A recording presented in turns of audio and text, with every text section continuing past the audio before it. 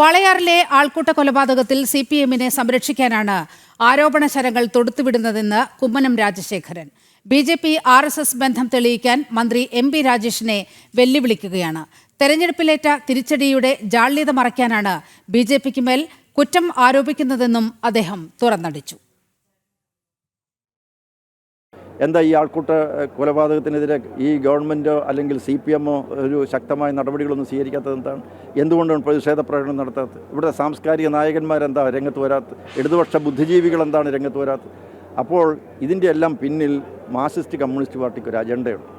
ആ അജണ്ട എന്ന് പറയുന്നത് ഏത് കാര്യത്തിനും BJP-യെയും RSS-നെയും ഒക്കെ ഒറ്റപ്പെടുത്തുക, ബന്ധിപ്പിക്കുക, ഈ തെരഞ്ഞെടുപ്പിലുണ്ടായ പരാജയത്തിൻ്റെ ജാള്യതയിൽ നിന്നും ഒന്ന് കരകയറുക, അതിനുവേണ്ടി ഒരു പ്രത്യേക ക്യാപ്സൂൾ ഉണ്ടാക്കി ഈ നാട്ടിലെ ജനങ്ങളുടെ മുമ്പിൽ അവതരിപ്പിക്കുന്നതാണ്.